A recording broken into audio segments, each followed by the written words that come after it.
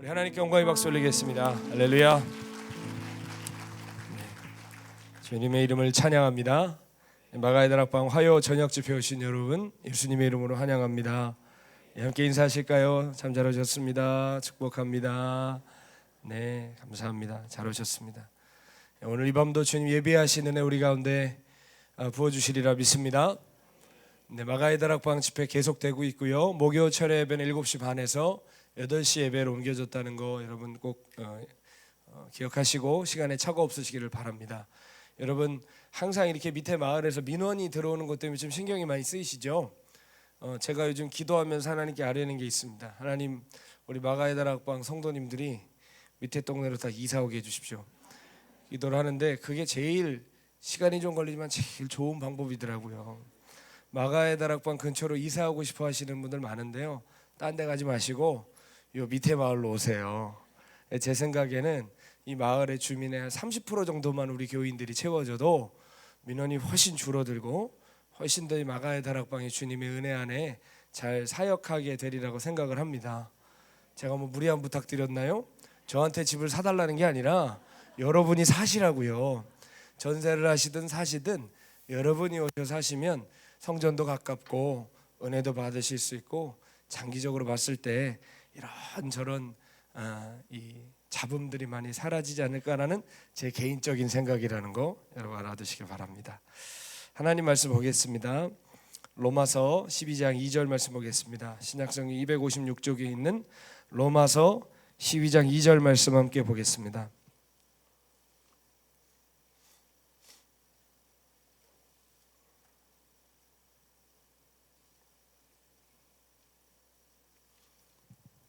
신약성경 256쪽에 있는 로마서 12장 2절 말씀 함께 보겠습니다. 다 찾으신 줄 알고 한 목소리로 봉독해 올리겠습니다. 시작. 너희는 이 세대를 본받지 말고 오직 마음을 새롭게 함으로 변화를 받아 하나님의 선하시고 기뻐하시고 온전하 하신 뜻이 무엇인지 분별하도록 하라. 아멘. 아멘. 네. 뜻이 있는 곳에 길이 있다라는 제목으로 하나님 말씀 나누겠습니다. 저희 집엔 텔레비전이 없습니다. 물어보지 않았는데 얘기해서 죄송합니다. 사달라는 얘기 아니고요. 제가 고등학교 때 처음 주님을 만나고 어떻게 하면 주님이 기뻐하시는 삶을 살 수 있을까, 어떻게 하면 죄 안 짓고 살까 고민하다가 TV를 안 보기 시작했습니다. 그러다가 이제 박보영 목사님이랑 살기 시작하면서 당연히 TV 없는 삶을 오랫동안 살았습니다. 결혼할 때도 아내랑 서로 약조를 한 것이 우린 TV 안 논다, 그런 줄 알아라. 그러니까 아내도 흔쾌히 허락을 하면서 저는 TV 없이 거의 20년 가까이 살고 있습니다. 근데 저희 집에 제가 아프리카에서 작년에 귀국하면서 어쩔 수 없이 TV 한 대가 들어왔습니다. 왜냐하면 저희가 어머니랑 같이 살게 됐거든요. 근데 제 경건 생활 하자고 어머니도 TV를 못 보게 하면 안 되잖아요. 율법주의라는 게 다른 게 아닙니다. 여러분이 40일을 금식하든 4일을 금식하든 마음대로 하시는데 내가 하는 기준을 남에다 갖다 대기 시작하면 그게 율법주의인 거예요. 다른 게 율법주의가 아니에요. 그래서 어머니 방에는 TV가 있습니다. 근데 어쨌든 제가 TV 없이 그렇게 오래 살았는데 제가 그래도 종종 이 요즘 유튜브라는 게 있지 않습니까? 그렇죠? 유튜브를 통해서 꼭 챙겨보는 영상이 하나 있습니다. 전에 한 번도 제가 얘기했던 것 같은데 제 아내가 제가 설교를 마치면 항상 저한테 면박을 주는 게 있어요. TV 본 얘기 좀 하지 말라고. 근데 저는 TV를 본 게 아니라 유튜브를 봤습니다. 예. 유튜브에 뭐가 나오냐면 백종원 씨의 골목식당이라는 게 있어요. 근데 그게 이제 저작권도 있고 하니까 영상이 풀 영상으로 나오진 않아요. 3분씩 4분씩 이렇게 잘라가지고 편집된 주요 영상들이 나옵니다. 저는 축구 게임도요 90분 전반 후반 다 안 봅니다. 스포츠 뉴스 딱 보면 한 3분 안에 정리 다 해주죠. 저는 그런 거 좋아합니다. 이 백종원의 골목식당이 짤막짤막하게 이렇게 편집된 영상들이 있습니다. 그거를 왜 보냐? 그거를 보면서 배우는 게 참 많아요. 제가 목사지만 목사로서 배워야 될 게 정말 많더라고요. 여러분 그거 혹시 보셨어요? 다 경건하셔가지고.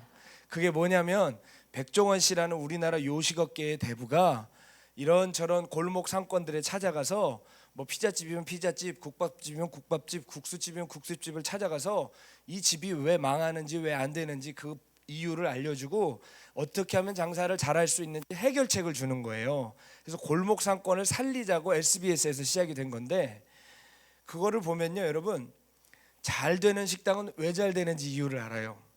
안 되는 식당은 왜 안 되는지 그 이유를 알아요. 제가 그 골목 식당을 꼭 챙겨보는 이유가 뭐냐면, 이 되는 교회와 안 되는 교회의 원리와 너무 똑같다는 생각을 제가 그거 볼 때마다 들더라고요. 제가 목회자지 않습니까? 목회를 하면서 배울 게 너무 많은 거예요. 나는 저러지 않나? 나는 저렇게 변명하지 않나? 나는 저렇게 자꾸 둘러대지 않나? 그런 것들을 스스로 성찰하게 되더라는 것이죠. 안 되는 식당은 가만히 보면 당신이 왜 안 되는 것 같냐고 물어보면 우리 목이 안 좋아서 그렇다고, 사람들이 내 맛을 못 알아줘서 그렇다고 하는데, 결정적으로 보면 문제가 어디에 있죠? 사장님 멘탈에 있어요. 사장님 멘탈과 태도에 있다는 것을 알게 돼요. 백종원 씨가 아무리 가르쳐줘도 안 되는 사람들 어떻게 하는 줄 아십니까? 자기가 맞다고 우겨요. 싸워요. 나중에는 멸치 국수집인데 이 국물이 좀 텁더름하지 않냐고, 이상하냐고. 이게 얼마나 맛있는 비법인데 당신 나랑 한번 붙어보려고 그래요. 백종원 씨 보고 한판 붙어보재요. 그래서 기어이 한 판을 붙어요. 누가 이기겠습니까? 당연히 백종원 씨가 이기죠. 근데 끝까지 그렇게 곤조를 부려요. 그거를 보는 시청자들이 눈살을 찌푸리고 아유 저 집은 저래서 안 돼라고 하면서도 또 그 프로를 보게 돼 있어요. 또 그게 끝까지 그게 보게 돼 있죠. 자, 어쨌든 막 우기고 싸워요. 어떤 사람은 잔소리 말고 레시피나 내놓으래요. 이런 소리 그만하고 소스 비법이나 내놓으래요. 심지어 어떤 사람은 자기가 자기 가게에 와달라고 신청해 놓고는 백종원의 골목식당 프로그램 때문에 우리가 망했다고, 피해를 봤다고 유튜브에 변명 영상까지 올리는 경우가 있습니다. 정말 가지각색에 망하는 이유들이 있는 거예요. 그런데 가만히 보면 잘 되는 집이 있습니다. 그런 집들의 특징이 뭐냐? 백종원 씨가 뭘 도와줘서 잘 되는 게 아니라 이미 잘 될 준비가 되어 있는 사람들이에요. 백종원 씨가 맛을 딱 보면 뭐라고 하냐면 이 집은 솔루션이 필요 없어요. 여기는 대단하네. 이거 정말 맛집이네. 백종원 씨가 얘기를 해요. 그리고 물어보면 이 사람은 돈가스 하나를 만들어도, 덮밥 하나를 만들어도 장인 정신을 가지고 만들더라고요. 이 자부심을 가지고 만들고 철학을 가지고 만들더라고요. 되는 집은 되는 거예요. 네. 여러분, 왜 다 안 되는 집 가게 사장님들이세요? 왜 이러세요? 죄송합니다. 예. 이 교회도 마찬가지예요. 목회자도 마찬가지더라고요. 저도 저를 보면서 성장하는 교회들을 제가 연구한 적이 있습니다. 박보영 목사님께서 그런 미션을 내린 적도 있었어요. 그래가지고 정말 여러분, 제가 지금에서 얘기하는 거지만 10여 년 전에 목사님 뭐라고 하셨냐면, 이 하나님께서 한 세대를 크게 쓰셨던 큰 종들의 기도 제목이 뭔지 알아봐라. 그들의 목회 철학이 뭔지 알아봐라. 다르다. 핫바지들이랑 다르다. 세계를 품을 만한 그릇이라는 걸 알 수 있다. 할 수 있다면 쫓아가서 바지가랑이라도 붙들고 물어보라고 그래가지고요, 제가 어떻게 했냐면 주일 예배 2시 반 예배 드리기 전에 목사님 저 여의도 땡땡교회 좀 다녀오겠습니다. 왜? 바지가랑이라도 붙들라며요. 진짜 여의도 땡땡교회 갔어요. 그래가지고 들어갔는데 거기 얼마나 커요. 세계 제일 큰 교회인데 어떻게 해야 되지? 어디로 가지? 그게 한 15년 됐습니다. 15년쯤인데 어디로 갈지를 모르니까 바보같이 가만히 있다가 강대상으로 뛰어 올라가야 되는데 바보같이 경호실로 들어갔어요. 여기 그 조땡땡 목사님 어떻게 만나냐고. 어떻게 왔냐고. 그러더니 막 저를 밀쳐내고 밀어내요. 막 여기를 막 끼는 거야. 왜 이러시냐고. 그랬더니 왜 왔냐고. 그래서 아니 어떻게 하면 큰 종이 되는지 여쭤보고 싶어서 왔다. 그러다가 문정박대 당해서 쫓겨났습니다. 여러분, 목사님 그런 미션을 내리신 적이 있었어요. 그래가지고 그런 거를 정말 연구를 많이 했는데요, 제가 동일하게 결론 낸 게 있어요. 성장하는 교회들, 그냥 사람만 많이 모이는 게 아니라 한 시대에 영향력을 미쳤던 교회들 있잖아요. 그런 교회들과 목회자들의 특징이 있어요. 그분들은요, 목회 그냥 안 했더라고요. 뜻을 가지고 있어요. 뜻을. 나는 이런 교회를 세울 거야. 이런 교회를 세워서 이런 성도들을 배출해낼 거야. 그래서 이 시대 가운데 이런 일을 해낼 거야라는 분명한 뜻을 가지고 목회를 했더라고요. 그게 안 되면 교회 문을 닫더라고요. 그런 분들은. 이해 가세요? 그냥 교회를 해야 되니까 하는 게 아니라 분명한 목회 철학이 있고 이거 아니면 안 된다는 확신 속에 그걸 하시더라는 거예요. 막연히 그분들이 털을 잘 잡고 목이 좋아서가 아니라 그들에겐 이런 분명한 뜻이 있더라는 것이죠. 교회가 나아가야 할 방향과 어떤 성도를 세워야 하겠다는 생각과 이 시대에 우리들이 해야 할 역할이 무엇인지 분명히 그분들을 알고 계셨고요. 그 내용들을 홈페이지에도 잘 적어놨더라고요. 여러분, 그 목회 철학 위에 교회를 세우고 사역을 시작했습니다. 그러다 보니까 어떻게 되겠습니까? 그렇게 목회 철학을 이어받은 사역자들이, 성도들이 또 배출이 되더라고요. 방주교회 박보영 목사님께서 2004년에 오셔서 작년에 은퇴하셨으니까 15년 정도 계셨죠. 방주교회 목회 철학은 무엇이라고 생각하십니까, 여러분? 저는 옆에서 목사님 모시면서 교회를, 여러분 딴 교회는 목사가 건축하고 싶어서 성도들 하기 싫어하는데 막 헌금 걷잖아요. 근데 방주교회 있을 때는 성도들이 제발 교회 좀 옮기자고 난리가 났었어요. 실제로 교회 터도 봐오고. 근데 목사님은 끝까지 우리는 성전 안 짓겠다.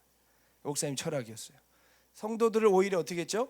찢어서, 박보영 목사님이라는 분이 계세요. 그런 분이 계신데 좋은 분이에요. 예. 성도를 찢어서 다른 교회에 나눠주고 오히려 10주에 한 번씩 교회 문을 닫고 그랬어요. 여러분, 그것만 보면 이 교회 철학이 뭐구나라는 걸 알 수 있죠. 그래요, 안 그래요? 그런 뚝심을 가지고 15년 동안 목회를 하신 것이죠. 그냥 한 게 아니란 말이에요. 오히려 어디에 집중했습니까? 회심과 거듭남에 집중했어요.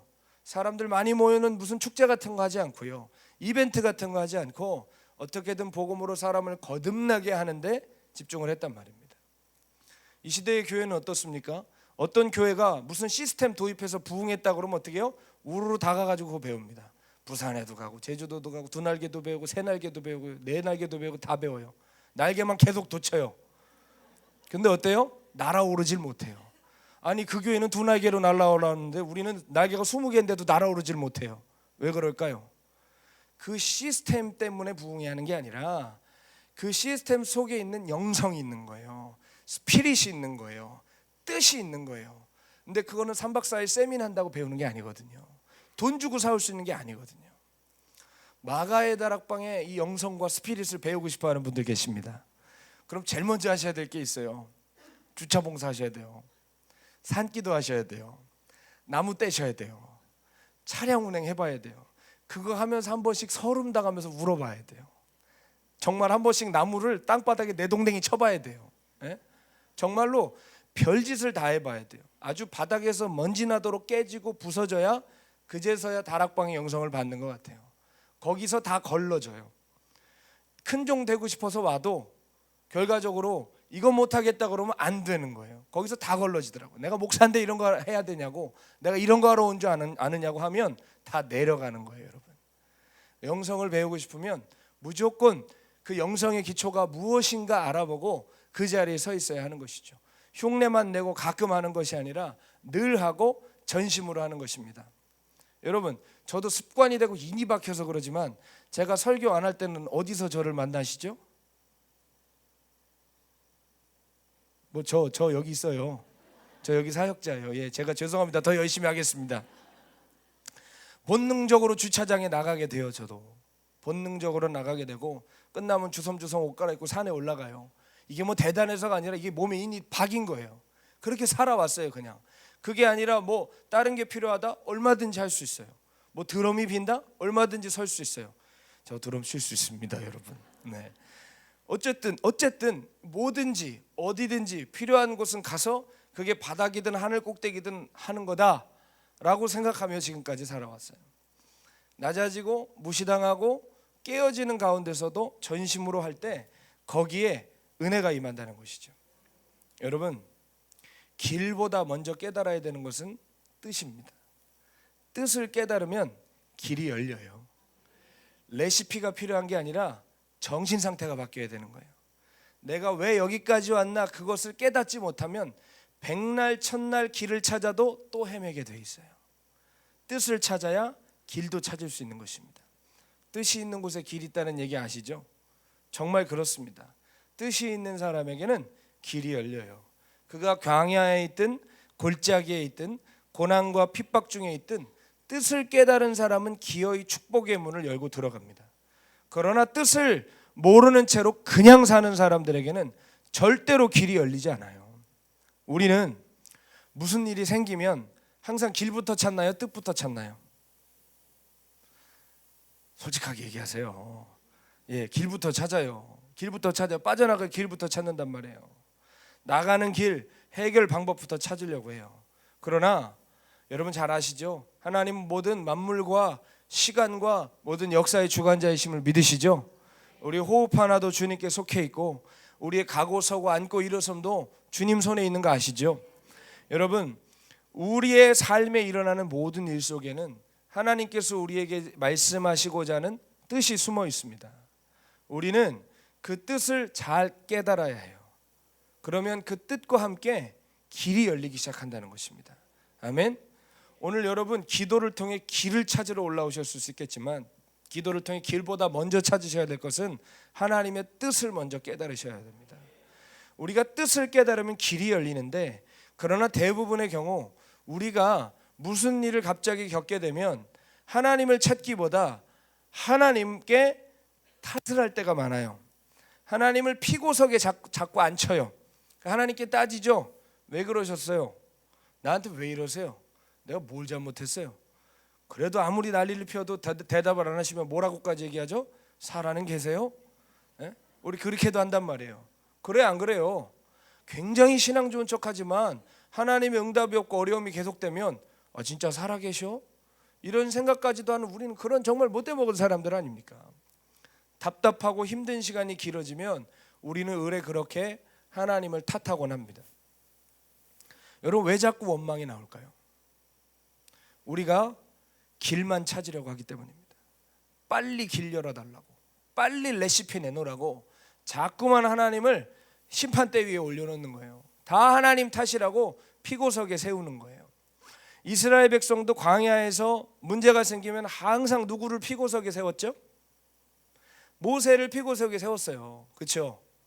저 모세를 돌로 쳐 죽이자 난리 법석을 피웠습니다. 여러분, 모세를 그렇게 대한다는 것은 결국 누구 탓이라고 얘기하고 싶은 거예요?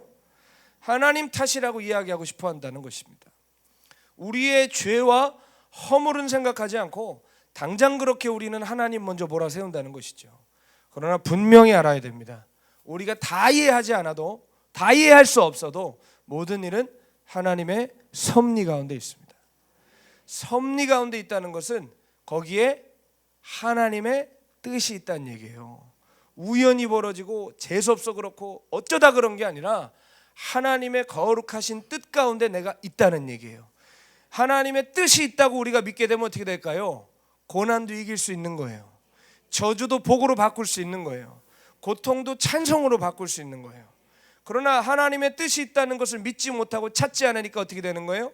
하나님을 탓하거나 내 신세를 한탄하고 원망하게 되는 것입니다. 우리의 삶에 일어나는 모든 일에는 단순한 일들이 아니에요. 많은 원인들이 복잡하게 얽혀 있죠. 영적인 일도 얽혀 있어요. 감정적인 것도 있어요. 관계적인 것도 있어요. 재정적인 것도 있어요. 정말 어려운 것들 여러 가지들 얽혀 있죠. 그렇죠? 그러나 그 모든 일들 속에서 우리를 돌이키시고 겸손하게 하시고 새롭게 빚으시려는 주님의 뜻이 있다는 것입니다. 우리가 해야 할 일은 무엇일까요? 우리를 향하신 주님의 뜻을 발견하는 거예요.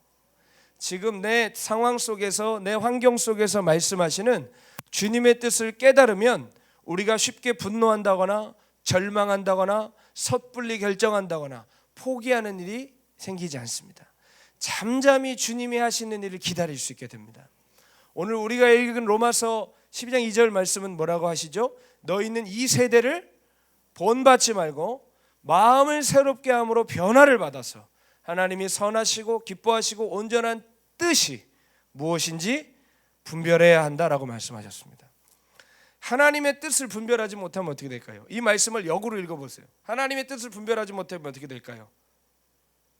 이 시대를 본받게 되는 거예요. 이 시대의 산물이 되는 거예요. 한 세대 속에서 그냥 살다 죽는 인생이 되는 거예요. 부모 세대가 갔던 인생들 그대로 살아가는 거예요. 떡의 문제에 취하여 땅바닥만 쳐다보는 인생으로 끝나는 거예요. 남들이 자식 학원 보내면 나도 보내야 되고, 남들이 차 사면 나도 사야 되고, 남들이 옮기면 나도 옮겨야 되는, 남들을 삶의 기준으로 삼고 사는 인생이 된다는 것이죠. 세상에 난무하는 편법과 부정 속에 똑같이 살아갑니다. 교회에 다니면서도 아무렇지도 않게 이 세대의 산물이 되어가는 것이죠. 그런 우리에게 성경 뭐라고 도전합니까? 이 세대를 본받지 말아라. 이 세대를 본받지 않기 위해 어떻게 해야 됩니까? 마음을 새롭게 하여서 변화를 받아야 한다. 여러분, 오늘 이 밤에 우리가 마가의 다락방까지 올라오신 이유가 무엇입니까? 여러분, 마음이 아침에 일어나면 저절로 새로워져 있나요? 리셋이 돼 있나요? 어때요? 자기 마음대로죠?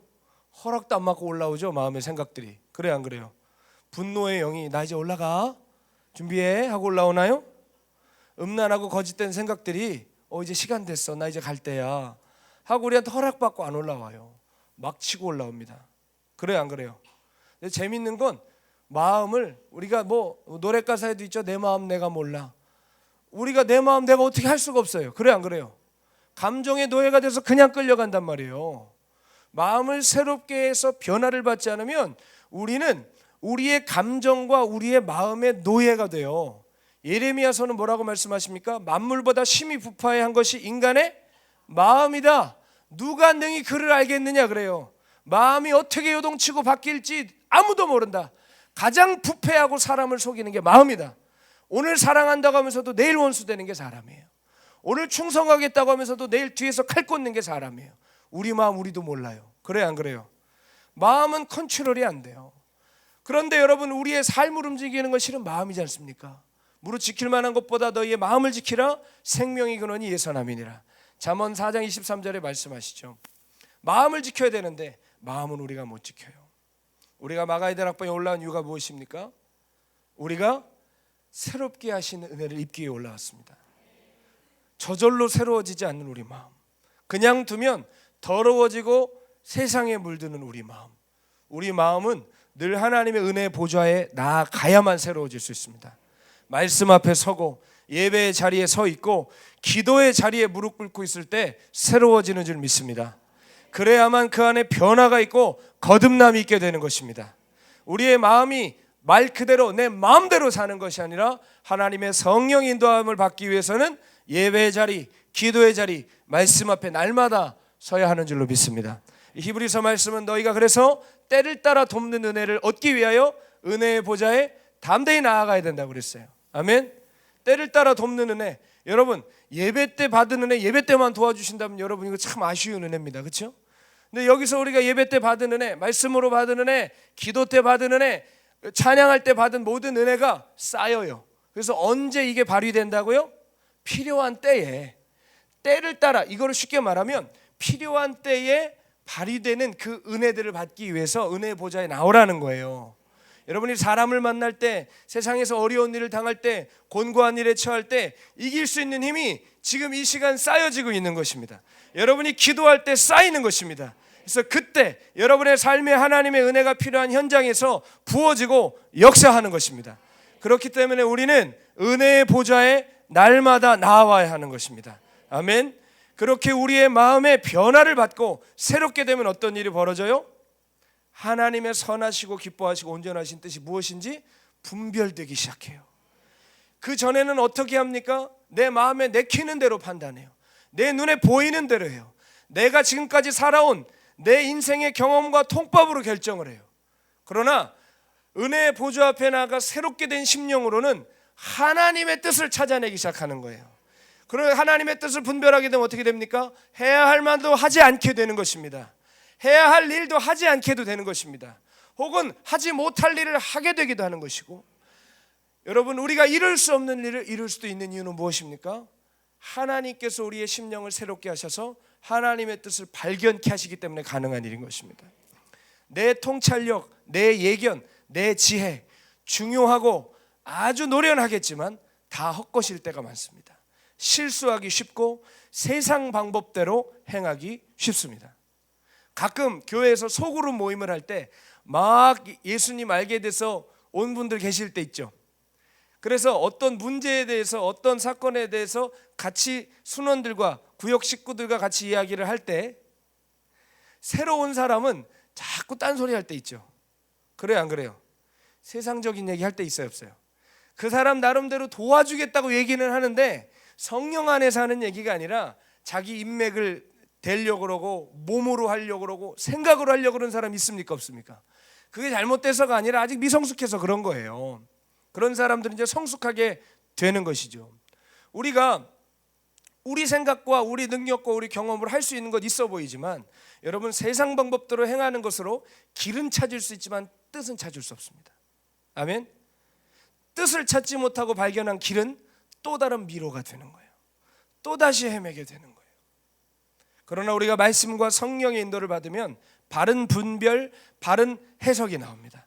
하늘의 뜻을 알게 되는 것입니다. 그 뜻을 발견하는 사람은 성장합니다. 그 뜻을 깨달은 사람은 거룩해집니다. 그 뜻을 깨달은 사람에게는 주님이 열어가시는 길이 열리는 줄로 믿습니다. 그러나 슬프게도 어때요? 하나님의 의도는 항상 오해를 받아요. 마치 덫에 걸린 짐승을 구해주려고 다가가면 가만히 있나요? 어떻게 하죠? 으르렁대고 물려고 합니다. 자기를 공격하는 줄 알고. 마찬가지로 우리를 향하신 하나님의 뜻은 항상 오해를 받아요. 왜 나한테 이러시나요? 꼭 나여야만 했나요? 저를 버리셨나요? 여기까지인가요? 여러분 온갖 얘기들을 다 하면서 잘 들으세요. 당사자도 오해하고 막상 당사자가 이제 이해하려 치면 남들이 오해하기 시작합니다. 이게 무슨 얘기냐? 제가 아프리카에서 처음 갔을 때 그랬어요. 너무 힘들고 깜깜하고 보이지 않고 박보영 목사님과 한국에 있는 사람들과는 연락도 잘 안 되고 정말 버림받은 것 같은 외로움이 있더라고요. 제가 그랬어요. 주님 꼭 이러셔야만 했나요? 날 버리셨나요? 여기까지인가요? 어떻게 해야 하나요? 정말로 여러분 지금은 이렇게 얘기하지만 그때는 정말 막막하더라고요. 눈물도 안 나요. 너무 막막해서. 나를 혼자 두시는 것 같은. 그러다 그렇게 저 스스로 저의 인생을 향한 하나님의 뜻을 오해하는 거예요.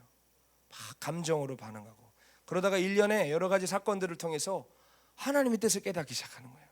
하나님 날 사랑하시는구나. 하나님 여기 날 부르셨구나. 하나님이 나에게 이걸 원하시는구나. 한 걸음 한 걸음 장님이 더듬어 찾듯이 그러나 분명히 나를 인도하신 하나님 인도하심을 받아 가요. 그렇게 주님의 길을 감격 가운데 그래 나 여기서 이제 아름답게 이렇게 사는 거야 마음을 잡고 있는데 갑자기 박보영 목사님이 다시 한국으로 나오래요. 그럼 재밌는 게 뭐냐면 이제는 당사자는 이해하기 오해를 벗어나서 이해하기 시작하는데 이제 주변 사람들이 오해하기 시작해요. 뭐 그딴 단체가 다 있냐? 선교하다가 말고 가는 게 어딨냐? 하나님이 그런 분이냐? 선교가 장난이냐?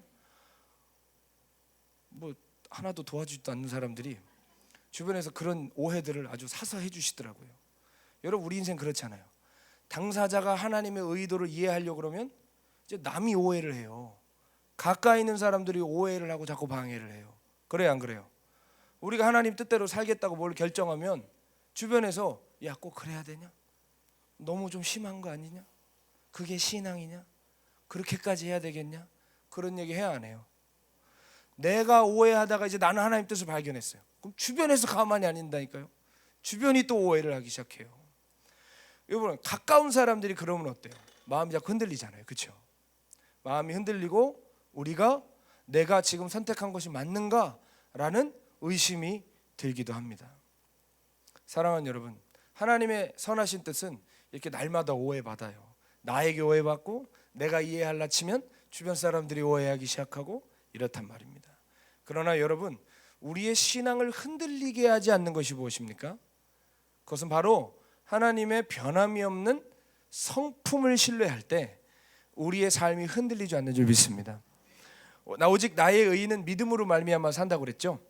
그래서 믿음으로 말미암아 산다는 것은 우리가 죄인으로 있을 때 예수님 믿어서 우리가 구원의 은혜에 참여하는 그 믿음을 얘기하는 게 아니라 날마다 매 순간에 하나님의 말씀과 그분의 성품을 신뢰하는 것을 의미하는 거예요.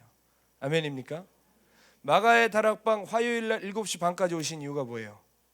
여기서 예배가 있는 줄 아시기 때문에 오신 거죠. 광고를 했는데 예를 들어 여러분 마가의 다락방 별로 믿을 만한 데가 아니에요. 맨날 거짓말만 해. 왔는데 예배도 없어요. 그러면 7시 반에 오시겠어요? 안 오시겠어요? 안 오죠. 의심하죠. 먼저 간 사람한테 전화해서 예배 진짜 있어? 물어보고 진짜 있어? 그 다음에 못 믿었지만 와서 쓱 한번 볼 거 아닙니까? 그러나 항상 어김없이 예배가 있는 걸 아시니까 오시죠. 믿음이 있으니까 오는 거예요. 우리가 파도가 흉용에 뛰놀고 산이 무너지는 것 같지만 우리에게 정해진 길을 끝까지 갈 수 있는 이유가 무엇입니까? 우리를 부르신 하나님이 여전히 그 자리에 계시고, 이 고난과 환난 중에도 하나님이 여기 계시고, 우리에게 하신 약속 그 하나님의 인자하심과 성실하심은 영원토록 변함이 없음을 신뢰하기 때문입니다. 어떤 상황에서도 실수하지 않으시는 하나님을 우리가 믿고 신뢰하는 게 우리로 하여금 승리케 하는 믿음이라는 것입니다. 믿음으로 산다는 건 무대뽀 정신으로 야 하면 돼 그냥 하면 돼 하고 밀어붙이는 게 믿음으로 사는 게 아니에요. 우리는 그런데 어때요? 그냥 밀어붙이는 걸 믿음으로 한다고 얘기할 때가 많죠. 대답을 안 한다고 피해갈 수 없죠. 내가 하고 싶은 거 하면서 믿음으로 한다고 그러고, 무리한 일을 하면서 믿음으로 한다고 기도해달라고, 그건 기도해도 안 돼요. 그건 자기 하고 싶은 거 하는 거예요. 아시겠습니까? 우리가 무조건 무대뽀로 밀어붙이는 걸 믿음이라고 얘기할 때가 얼마나 많은지 몰라요, 여러분. 그건 믿음이 아니에요. 우리의 믿음은 어디를 근거해야 하느냐? 하나님이 말씀하신 것을 근거해야 되는 게 믿음이에요. 경수가 끊어져서 애를 낳을 수 없는데 사라에게 아이를 가질 거라고 그러셨죠. 그것을 믿는 게 믿음이에요. 안 되지만, 말이 안 되지만 하나님이 말씀하셨으므로 붙잡고 신뢰하는 게 믿음이지, 너는 안 된다고 못 난다고 했는데 날 줄 믿는다고 하는 게 믿음이 아니라고요. 아시겠습니까? 여러분, 이스라엘이 바벨론으로 포로로 끌려갈 때 모두가 다 끝났다, 하나님 어디 계시냐 했습니다. 이방인들도 너의 하나님이 어디 있느냐라고 조롱했습니다. 맞는 말이었습니다. 예루살렘은 정말 황폐해지고 자신들은 포로가 되어서 이방 땅에 끌려와 있었습니다. 많은 사람들이 믿음을 잃고 이방 땅에 동화되어 갔습니다. 여러분, 당시에 전쟁에 졌다는 건 그냥 전쟁만 진 게 아니에요. 이스라엘의 하나님 여호와가 바벨론의 신에게 졌다는 걸 의미하는 거예요. 이해하십니까? 그리고 여러분, 다니엘과 세 친구 같은 경우도 보세요. 바벨론으로 끌려가서 제일 먼저 당했던 게 뭐예요? 계명을 시켰어요. 계명을. 다니엘은 벨드사살로, 하나냐와 미사랴와 아사엘은 뭘로 바뀌었죠? 아사랴는 사드락과 메삭과 아벳노고로 바뀌었어요. 처음 들어보세요? 유비관우 장비인 줄 알았는데, 그런 표정이세요? 이게 다 바벨론 이름이거든요. 다니엘, 하나냐, 미사엘, 아사랴, 이 이름은 하나님과 관련된 이름들이에요. 그런데 벨드사살과 사드락과 메삭과 아벳느고는 무엇이냐? 바벨론 신의 이름으로 바꾼 거예요. 여러분, 이름이라는 거 뭡니까? 한 사람의 정체성과 삶을 다 담아놓는 거예요. 그렇죠? 여러분, 일제가 우리나라 민족 정신 말살시키기 위해서 했던 게 뭐죠? 창씨개명 시켰지 않습니까? 일제가 억지로 개명시킨 거예요. 여러분, 제가 만약에 내일 나와가지고 설교하는데, 여러분, 어제까지는 제가 김성주 목사였지만 오늘부터는 저를 나카무라라고 불러주십시오. 나카무라 목사 인사드리겠습니다. 여러분, 이렇게 하면 웃으시겠지만 그게 얼마나 암담한 일입니까? 얼마나 참담한 일입니까? 그래요, 안 그래요? 예? 그렇게 여러분, 하나님이 진 거예요. 실제로 그 사람들의 세계관에 있어서는 하나님은 졌고, 우리 이름도 다 이방신 이름으로 바뀌었고, 이제 남은 것은 둘 중에 하나예요. 순순히 따라서 살 것인가, 아니면 저항하다 비참하게 끝날 것인가. 여러분, 그때 다니엘이 어떻게 했죠? 성경에 보면 뜻을 정했대요. 하나님 없는 것 같고, 하나님 졌어요. 이스라엘은 포로로 끌려가고 소망이 하나도 없어요. 그런데 그 가운데서 다니엘은 뭘 봤다고요? 길을 찾은 게 아니라 뭘 찾았다고요? 뜻을 찾았어요. 다니엘은 뜻을 정하여 왕의 진미와 포도주를 마시지 않기로 환관장에게 구했다고 그랬습니다. 다니엘 이야기는 다니엘이 뜻을 정한 데서부터 시작돼요. 그러면서부터 그 뜻을 정하니까 길들이 열리기 시작합니다. 그렇죠? 길이 열리기 시작하는데 그 길이 활짝 열리진 않아요. 한 걸음이 열려요. 그리고 거기서 또 뜻을 정하죠. 이 사드락과 메삭과 아벳느고가 금신상에 절하지 않아요. 뜻을 정하여서 또 길이 열립니다. 사자굴에도 들어갑니다. 그 모든 것을 통해 하나님께서 점점 선명하고 분명하게 당신의 뜻을 보이시더라, 이 말입니다. 길을 열어가시더라는 거죠. 그 처음 시작은 무엇입니까? 절망스러운 상황이었지만 무엇을 발견한 것이었어요? 뜻을 발견한 것이었습니다. 아멘. 많은 자들이 바벨론 포로 시기에 믿음을 잃고 이방 땅에 동화되어 갔습니다. 그러나 그 중에 하나님의 마음을 아는 자들이 있었어요. 하나님의 마음을 아는 자들이 누구였냐? 하나님께서 예레미야 선지자 보고 말씀하셨어요. 포로로 끌려가는 자들에게 말해라. 70년 있다 돌아올 거다. 너희는 가서 다 끝난 것처럼 주저앉아서 포기하고 살지 말아라. 가서 땅을 일궈라. 열심히 자녀를 교육시켜라. 성공해야 한다. 거기서 승리해야 한다. 그 말씀을 붙들고 유대인 공동체는 정말 성공적으로 바벨론에 정착합니다. 그래서 실제로 역사에 봐도 유대인 공동체는 바벨론 포로로 끌려갔지만 말이 포로지 아주 성공한, 지금 뭐 예를 들어서 유대인들 하면 세계를 주름잡는 민족이죠. 그렇게 이름 있고 영향력 있는 민족들로 바벨론과 페르시아 제국에서 살아남아요. 실제로 여러분 70년밖에 안 되는 포로 생활 속에 여러분 느헤미야, 에스라, 수르바벨 이런 사람들 다 정치가들이에요. 총독들이에요. 더군다나 누구도 나왔어요? 왕비도 나왔잖아요. 에스더.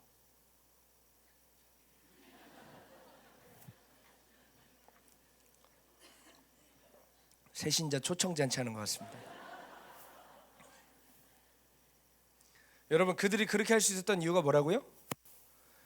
예레미야의 예언을 기억한 거예요. 이해하세요? 하나님 우리 버리지 않았구나. 버림받은 게 아니구나. 뜻을 정했어요. 그리고 실제로 보면 다니엘이 21일 동안 금식하면서 예루살렘을 향하여 하루에 3번씩 기도하죠. 그래요 안 그래요? 그런데 그 기도를 항상 하는데 이거는 그냥 기도 생활해야지라고 해서 한 게 아니에요. 성경에 보면 다니엘이 예레미야를 읽어요. 예레미야를 봤는데 예레미야 선지자를 통해서 하나님 약속하신 거를 딱 보게 되는 거예요. 70년 만에 포로 생활을 그치실 거라는 약속.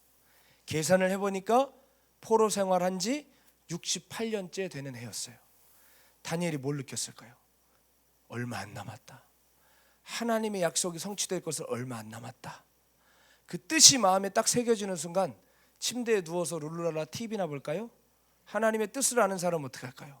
기도하기 시작하는 것입니다. 그 뜻이 성취되도록 기도하기 시작하는 거예요. 다니엘의 기도는 그냥 그의 경건 생활을 알려주기 위한 기도가 아니라 그가 예레미야를 통해 하나님 약속하신 그 말씀을 보고 그 가슴이 동하고 뜨거워져서 그 약속의 성취를 위하여서 기도하였다는 것입니다. 아멘. 하나님의 뜻을 분별한 사람들은 총독이고 국가의 2인자이기 때문에 마음껏 그냥 권력과 명예를 누리고 사는 것이 아니라 사자굴에 들어갈지라도 기도하더라 이 말입니다. 다르게 살더라는 것이죠. 아멘. 여러분 하나님의 마음을 아는 자들은 우리를 향한 하나님의 생각이 재앙이 아니라 평안임을 아는 사람들입니다. 하나님의 자비가 아침마다 새롭고 늘 새로움을 알았던 자들이에요. 성실하신 은혜로 이스라엘을 회복시킬 줄 알았기 때문에 그들은 함부로 바벨론에서 몸을 섞지 않았습니다. 그 뜻을 품고 때를 기다리다가 약속하신 주님의 때 페르시아 왕 고레스가 뭐라고 얘기합니까? 유대인들은 고토로 돌아가서 너희 성전을 세우고 하나님께 제사드리라 하지 않습니까? 준비하고 있었던 사람들처럼 다시 예루살렘으로 향했습니다. 절대로 함부로 살아가지 않았습니다. 잠언 29장 18절에 이런 말씀이 있어요. 따라 보겠습니다. 묵시가 없으면 백성이 방자히 행한다.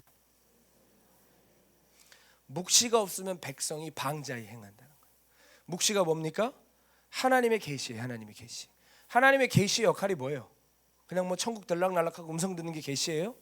계시의 목적이 뭐예요? 하나님의 뜻을 가르쳐 주시는 거잖아요. 그래요 안 그래요? 하나님의 뜻이 우리 안에 임하지 않으면, 쉽게 말해 하나님의 뜻이 우리 안에 임하지 않으면 백성의 삶이 어떻게 된다고요? 방탕해진다고요. 그냥 되는 대로 산단 말이에요. 하나님의 뜻을 깨닫지 못하면 우린 이 광야에서 엎드려지게 돼 있어요. 사람의 방법대로 행하고 죄와 타협합니다. 세상에 적당히 다리 걸치고 삽니다. 뜻을 찾으려고 하지 않고 길만 찾으려고 하기 때문입니다. 이스라엘 백성이 40년 동안 광야를 헤맸던 것은 길을 못 찾아서가 아니라 뜻을 못 찾아서 그런 거예요. 뜻을 깨닫지 못한 자들에게는 절대로 길이 열리지 않습니다. 아멘. 여러분 우리의 삶의 정황들이 얼마나 복잡해요. 풀어도 또 엉켜요. 여기 막아놓으면 저기서 튀어나와요. 여기 수습해놓으면 뒤에서 터져요. 온갖 일들이 다 벌어지지 않습니까?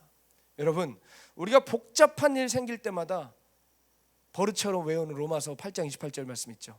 하나님을 사랑하는 자 곧 그 뜻대로 부르심을 입은 자들에게는 모든 일이 합력하여 선을 이루시느니라. 아멘. 너무 복잡해요. 주님 합력해서 선을 이루어 주세요. 그래요 안 그래요? 너무 복잡하게 엉키니까 합력해서 선을 이루느니라 외우는데요, 합력해서 선을 이룬다는 고백은 누가 할 수 있느냐? 이 엉키고 설킨 모든 일 속에 주님의 뜻을 바라볼 줄 아는 사람만 그 고백하는 거예요.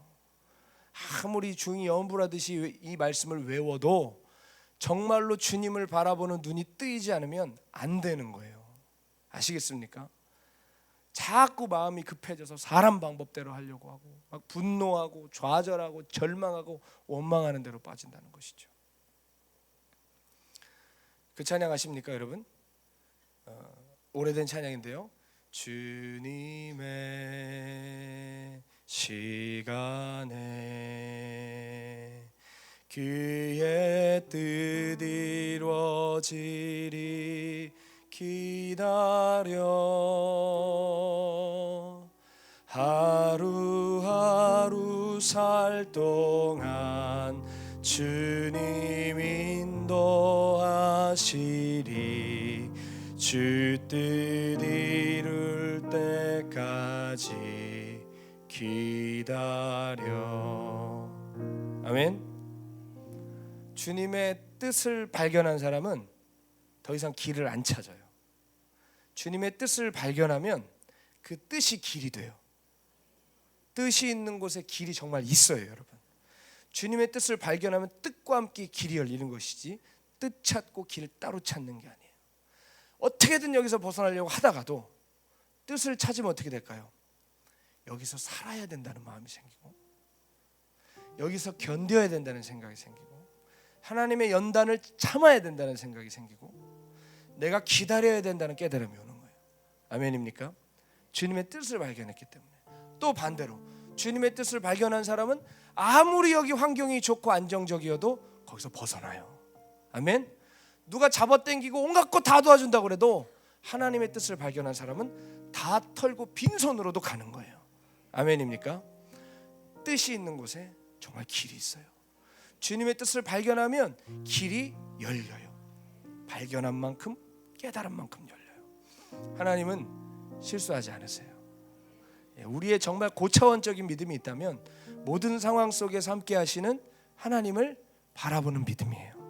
실수하지 않으시는 주님을 신뢰하는 믿음이에요. 조금만 서운하면 교회 안 온다, 조금만 안 되면 왜 이러냐, 내가 뭘 잘못했냐 모르겠다, 나도 모르겠어. 여러분 일을 제가 어떻게 알아요? 가끔 어떤 분들이 와서 상담할 때 내가 왜 이런 거냐요. 제가 어떻게 알아요? 따라합시다. 내일은 내가 제일 잘한다. 내일은 내가 제일 잘 알죠. 와가지고 내가 왜 이러냐고 물어보면 제가 어떻게 알아요? 여러분이 듣고 싶은 얘기가 있을 수도 있어요. 내가 이거 진짜 포기하기 싫은데 목사님이 괜찮다고 그냥 하라고, 그런 얘기 듣고 싶을 수 있어요. 혹은 이거 진짜 너무 죽기보다 하기 싫어서 포기하고 싶은데 목사님이 관두라고, 그거 까짓 거 관두라고, 그런 얘기 듣고 싶어서 온 걸 수도 있어요. 그러면서도 자기는 모르는 척 난 어떻게 해야 될지 모르겠다고, 내가 듣고 싶은 얘기가 있으면서. 여러분 우리가 그렇게 간사하지 않나요? 저도 그렇고요. 여러분 내 삶에 있는 문제의 99%는 내가 알아요. 뭘 고쳐야 될지, 뭐와 싸워야 될지 알아요. 혹은 우리가 설명이 안 될 때가 있어요. 여기 제 사랑하는 제자가 있지만 갑자기 불치병에 걸리기도 해요. 어떻게 인간적인 방법으로 할 수 없는 거, 왜 이런 일이 생겼는지 다 알 수 없을 때가 있어요 없어요? 그러나 우리에게 요구되는 것이 무엇입니까? 하나님 신뢰하는 것밖에 뭐가 더 있어요? 하나님 멱살 잡고 흔드실 거예요? 교회 안 나오실 거예요? 그런 방법이 따로 있나요? 하나님이 이렇게 만들어 놨나요? 여러분 우리에게 정말 있어야 될 아름다운 신앙은, 따라합시다, 그럼에도 불구하고 주님 사랑합니다, 그리 아니하셔도 주님 신뢰합니다. 이 믿음이 우리 안에 있기를 원합니다. 다니엘이 그랬죠. 뜻을 정했던 다니엘의 세 친구가 풀무불에 던져질 때 왕이 뭐라고 합니까? 지금이라도 저라면 살려준다. 그러니까 뭐라 그래요? 왕이시여, 왕의 말에 우리가 대답할 필요가 없나이다. 우리가 풀무불에 던져졌을지라도 주의 천사가 와서 우리를 보호해 줄 것입니다. 그러나 아멘은 아직 하기 일러요. 뭐라 그러죠? 그리 아니하실지라도 왕의 신상이 우리는 절하지 않을 것입니다. 여러분, 제 삶이라고 제가 목사라고 제 삶을 다 성경적으로 풀어낼 수 있을까요? 저도 모르겠는 거 있어요. 저도 아무리 기도해도 잘 안 풀어지는 게 있어요. 그러나 내 주를 가까이 하게 하면 십자가 짐 같은 고생 같고, 야곱이 돌베개 비고 자는 것 같고, 내가 왜 고생하는지 모르겠지만 그래도 꿈에도 소원은 주께 더 나아가기 원해요. 숨질 때까지 주께 더 나아가기 원해요. 알아서 나아가고 다 풀어져서 나아가고 이해돼서 나아가는 게 아니라 그리 아니하셔도, 잘 몰라도 주께 더 나아가기 원해요. 주님도 사랑하기 원해요. 제가 원하던 만큼 못 가도 허락된 만큼 가기 원해요. 아멘. 그게 우리가 정말 주님 앞에 보여드려야 할 어쩔 수 없는 우리의 사랑이 아니겠습니까? 제가 아프리카 선교사로 살던 그 시간들은 지금 돌아보면 이렇게 표현하고 싶어요. 괴상한 퍼즐을 맞추던 시간이다. 어디 괴짜 같은 퍼즐을 갖다 놓고 맞추라고 하는 것 같더라고요. 여러분, 저희 아이들이 퍼즐을 맞출 때 제가 옆에서 도와줍니다. 그러면 퍼즐을 어떻게 맞추죠? 퍼즐 겉 테두리에는 그림이 있어요. 그렇죠? 그러면 그 테두리에 맞는 것부터 한쪽부터 퍼즐을 붙여 나가요. 그러면서 야 빛나야 요거 맞춰서 옆에다 같이 맞는 그림 붙여봐 라고 하면 그림이 나옵니다. 그래 안 그래요? 붙여보면 이거는 사자 그림이네. 이쪽을 이렇게 붙이면 여기는 물소가 있고 여기는 기린이 있네. 맞춰가면서 뭐가 풀리죠. 퍼즐이 있어요. 퍼즐 맞추는 게 있어요. 풀린단 말이에요. 근데 제 아프리카에서의 퍼즐은 도대체 이거 뭐 하라는 건지 모르겠는 거예요. 여기다 놓으래요. 어디다 놓습니다. 거기서부터 맞춰가야 될 거 아니에요. 갑자기 전화 오더니 여기다 놓으래요. 여기다가 놔요. 맞춰가고 이제 그림이 나오려고 하면 또 저기다가 놓으래요. 죽겠는 거예요 이게. 처음 탄자니아에 가게 됐을 때도 갑자기 가라고 하셔서 정말 3개월 만에 모든 거 다 정리하고 갔습니다. 거기서 진짜 제가 얼마나 못난 놈인지, 얼마나 신앙 없는지, 얼마나 형편한 없는 놈인지 다 발견했어요. 바닥을 치면서 정말 나는 선교사로서 살 수도 없고 어떻게 해야 되나 그런 거 있잖아요. 예? 멋지게 파송받고 왔는데 솔직히 마음은 아니었던 거. 가서 정말 힘든 시간들 살았는데요. 그 힘든 시간들 속에서 하나님이 하나님의 뜻을 하나 발견했어요. 채석장에서 제가 살았는데 거기서 아이들 급식하는 거 돕다가 아이들에게 밥 나눠주다가 갑자기 주님이 저를 찾아오셨어요. 그러면서 되게 큰 은혜로 붙들어 주셨는데 그때 깨달은 건 딱 하나. 하나님 실수하지 않으셨어. 나는 선교사로 왔어. 나는 여기 살아야 돼. 나는 선교사로 살 거야. 제가 부끄럽지만 선교사 간지 선교사로 간 첫날부터 선교사가 아니었어요. 저는 정말 미치고 죽겠더라고요. 나 이 삶이 싫은데 힘든데 살아야 되는 그거. 근데 그날 그 무릎 꿇고 아이들에게 밥을 주던 그날, 주님이 찾아오셨던 그날, 저는 그날 진짜 선교사가 됐어요. 나 아프리카 선교사로 부르셨네. 나 여기서 선교사로 살아야지. 그렇게 하니까 길이 하나 쭉 열리더라고요. 뜻을 깨닫는 순간. 그러면서 동네 아이들과 함께하기 시작하고 전도하기 시작하고 아이들이 우리 집 찾아오기 시작하고 말은 하나도 안 통하지만 말 안 통하면 사람이 화가 안 나요. 잘 웃어요. 말이 안 통하니까 무슨 얘기하는지 모르겠으니까.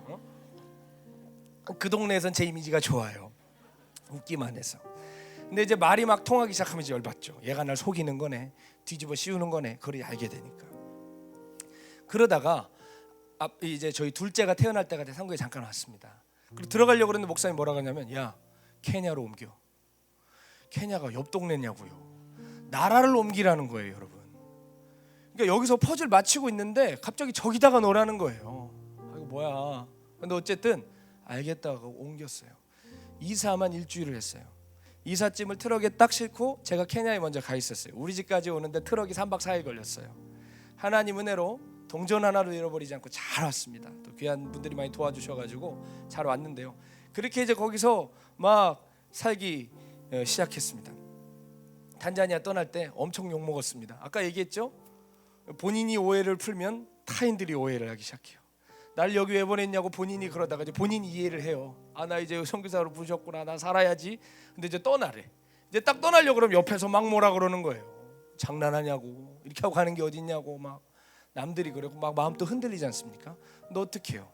길이 열리면 가야지. 하나님이 열어주면 가야 되는 거 아닙니까? 그래서 그렇게 해서 옮겼어요. 옮겨서 이제 동네에서 고아 사역도 시작하고 사막에다 우물도 파고 교회 사역을 시작하려고 하는데 갑자기 또 전화가 오더니 옮기래요. 여러분, 장기가 아니에요, 이거는. 그래가지고 또 옮겼어요. 아프리카에서 이사하는 게 너무 힘들거든요. 아무도 안 도와줘요. 우리가 짐 다 싸고 다 싣고 다 내리고 다 풀러야 돼요. 정말 쟤는 세상에서 다시 하기 싫은 게 아프리카에서 이사예요. 이사만 여러 번을 다녀가지고 이사를 또 했습니다. 근데 부족도 완전히 달라졌기 때문에 새로 다 시작해야만 했어요. 그런데 그 옮기는 과정 속에서 하나님께서 또 은혜를 주셨어요.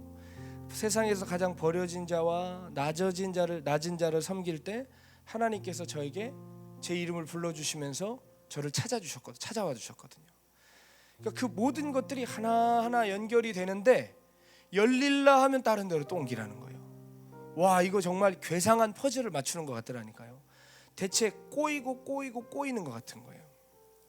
그러다가 이제 제가 이사간 그 동네에서 이 부족도 다르고 완전 생판 다시 시작해야 되는데 6개월 동안 셋업을 다 해놓고 이제 사역을 막 시작하려고 그러는데 또 전화가 오더니 너 이제 한인교회 가가지고 청소년들을 섬기라는 거예요. 목사님, 저희 집이 한인교회에서 차로 4시간입니다. 매주 가나요? 매주 가. 언제까지 가나요? 뭘 언제까지야? 계속 가. 그러셔가지고 저희 집에서 주말마다 한인교회를 왔다 갔다 하기 시작했어요. 그거 진짜 쉬운 게 아니거든요, 여러분. 한국처럼 도로가 좋지도 않아요. 그거를 매주 하는데 또 갑자기 목사님이 뭐라고 하시냐면 너 차 바꿔. 차를 새 걸로 바꾸는 게 아니라 제 차가 고장나지 않는 차였는데 고장나는 다른 선교사님 차랑 바꾸라는 거예요. 그래가지고 바꿨죠. 그러니까 얘가 진짜 마음을 먹은 것처럼 고장이 나요. 나는 정말 고장나고 결정했어 하는 것처럼 너무 자주 고장이 나고 이거 고치는 것만 1,000만 원이 넘게 들어갔어요. 차만 고치는. 근데 목사님이 작정하신 것 같더라고요. 목사님, 차가 계속 고장나고 1,000만 원이 넘게 수리비가 나가는데 계속 고쳐야 됩니까? 어기 들어가도 줄 테니까 타, 그러시더라고요. 근데 거기에 뭐가 있는 거예요? 뜻이 있는 거예요. 그래, 버티자. 근데 버티자. 차가 펄펄 끓으면 제 뚜껑도 열려요, 정말. 여러분, 사막 한복판에서 차가 서고요. 제 차가 에어컨도 안 나와요. 다 수동이에요. 그러면 애들도 아내도 고생하고 다 그러는 거예요. 그런 세월을 7개월 했어요. 7개월을 한 이유가 뭐냐면 7개월 후에 제가 한국으로 다시 부름 받았거든요. 계속 청만했어요. 근데 어느 날 주님께서, 제가 그 차 때문에 마음고생이 너무 많아서 어느 날 서러워서 울고 있는데 주님이 제가 차 때문에 고생하는 모습을 이렇게 보여주시더니 뭐라고 하냐면 네가 길에서 드리는 예배를 내가 받았다고 그러시는 거예요. 네가 길에서 차가 고장나서 서가지고 발을 동동 구르고 어쩔 줄 몰라하고 그 모든 시간을 내가 예배로 받았다는 거예요. 네가 길에서 드렸던 예배를 내가 받았다. 그러니까 갑자기 무슨 확신이 들어요? 나 이거 죽을 때까지 타야지. 그 생각이 드는 거예요. 여러분, 이래 하나님의 뜻을 발견한다는 건 이런 거예요. 원망하고 막 바퀴 걷어차다가 하나님의 뜻을 발견하면 내가 죽을 때까지 탈 거야. 내가 멈출 때까지 탈 거야. 그렇게 되는 게 하나님의 뜻인 거예요. 근데 길이 열리더라고요. 박보영 목사님이 어느 날 오셨는데 야, 이번엔 또 무슨 포즈를 맞추게 하셔. 겁이 나. 그런데 마지막 시험을 하시더라고요. 그 차가 박보영 목사님 오셨을 때 또 멈췄어요. 근데 목사님께서 뭐라고 하시냐면 야, 오면서 먼저 가셨거든요, 목사님은. 근데 먼저 가실 때 뭘로 가셨냐? 예전에 내가 차던 좋은 차, 그거 타고 가셨어요. 그래가지고 저는 한 몇 시간 있다 따라갔습니다. 차가 막 절절 끓고 막 하니까. 근데 목사님 전화가 오셔서 뭐라고 하시냐면 야, 올 때 바나나 하나 사와, 그러시더라고요. 그 길에 바나나 파는 데가 있거든요. 우리나라 돈 1,000원을 주면 이만큼을 줘요.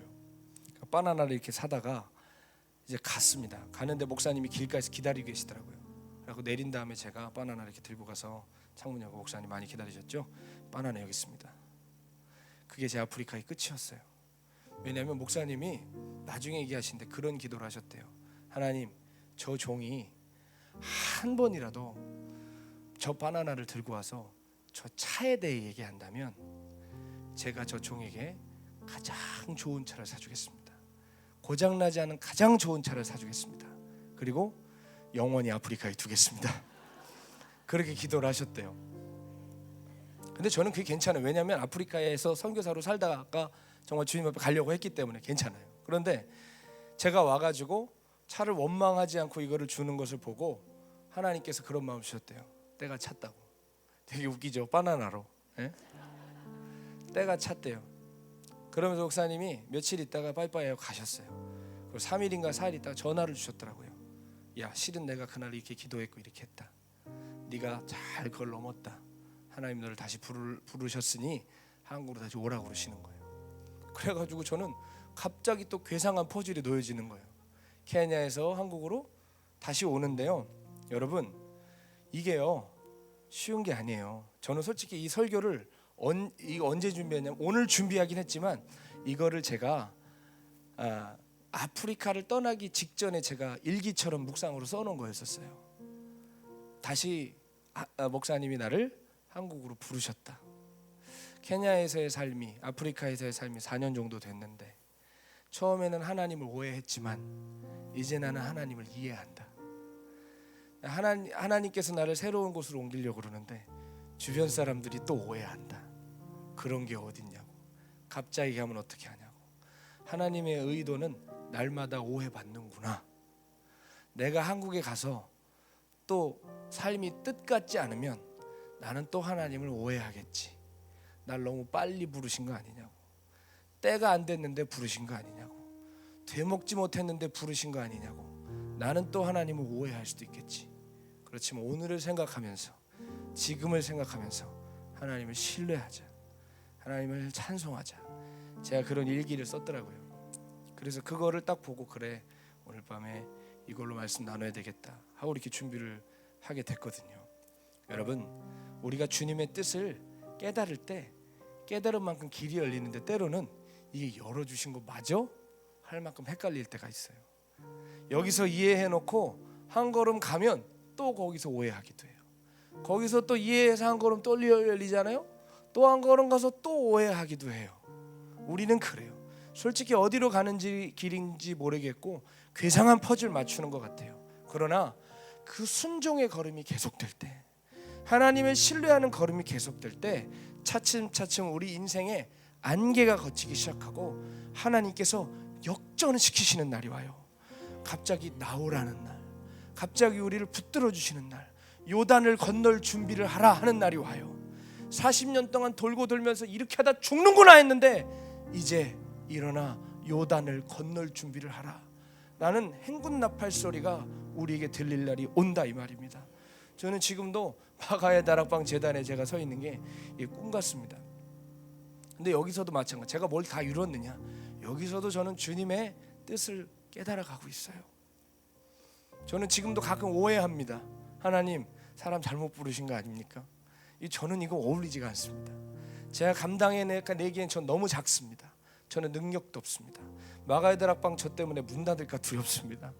이런 푸념 섞인 오해를 오늘도 해요. 그렇지만 다 이해할 수 없어도 하나님 허락하심이 없다면 어떻게 여기 서겠습니까?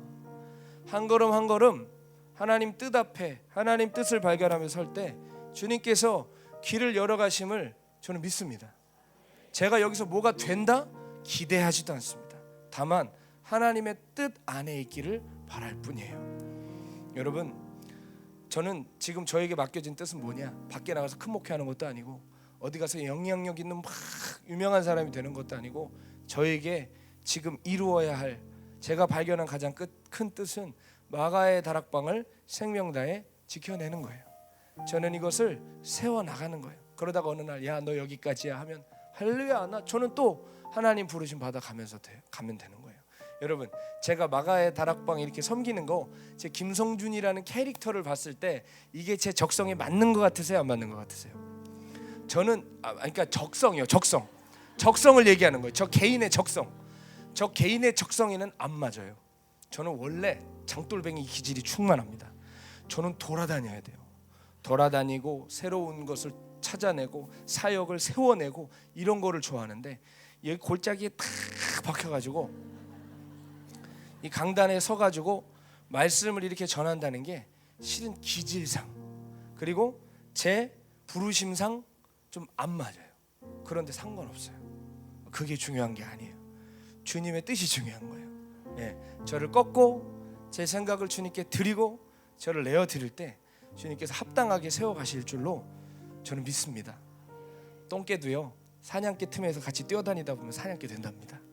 이 똥개 같은 저지만 귀하신 주님의 종들 옆에서 함께 뛰다 보면 저도 어느 날 이 주인에게 짐승을 물어오는 멋진 사냥개가 되지 않을까, 그 기대로 오늘 주님의 뜻을 날마다 행하고자 이렇게 신음 소리 내면서 이 강단에 섭니다. 사랑하는 여러분, 하나님의 뜻을 발견하세요. 마음을 새롭게 함으로 변화를 받아 지금 우리의 삶의 정황이 다 다르지만 그 속에서 하나님의 뜻을 발견할 때 뜻만큼 길이 열립니다. 뜻을 발견한 만큼 길이, 때로는 그 길이 보였는데도 헷갈리고 괴상한 퍼즐을 맞추는 것 같지만 그래도 발걸음을 내딛으세요. 그 끝에서 가나안을 건너라는 주님의 진군 나팔 소리가 들리게 될 것입니다. 그 길 함께 가실 거죠? 우리 함께 이 시간 찬양하시면서 준비하신 예물 주님께 드리고요, 함께 합심해서 뜨겁게 기도하고 싶습니다.